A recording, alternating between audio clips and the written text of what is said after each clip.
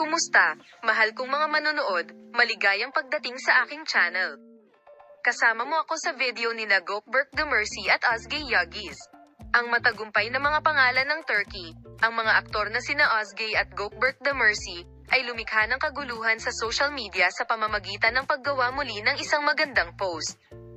Ang lahat ng mga balita tungkol kay Özge at Gökberk Demirci ay mapupunta sa aming channel.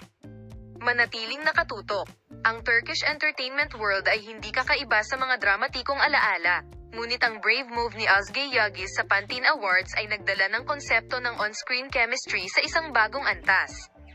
Ang prestihiyo ni Özge Yildiz at Demirci na naging tunay na yakap sa kanilang totoong buhay at nag-iiwan ng pangmatagalang impresyon sa lahat ng naroon, sa kanilang kahangahangang on-screen na chemistry at kahangahangang pagkakaayos, ay nagpagulat sa mga dumalo.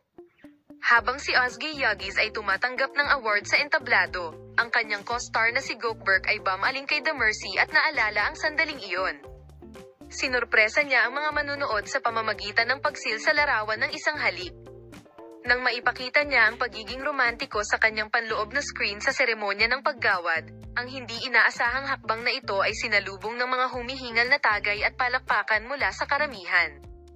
Mabilis na kumalat ang pagkilos ni Özge Yildiz sa Caesar sa mga social media platform.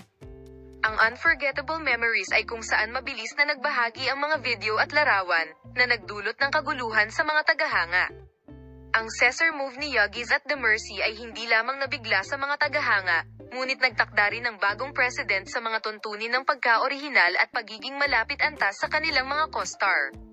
Ang kanilang pagpayag na pagtagumpayan ang mga tradisyonal na hadlang at ibahagi ang isang sandali ng tunay na pagmamahal sa isang pampublikong kaganapan ay nagbunsod ng mga talakayan tungkol sa umuusbong na dinamika sa industriya ng Turkish entertainment.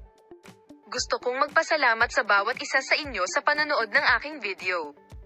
Paalam, makita ka sa mga bagong video at balita.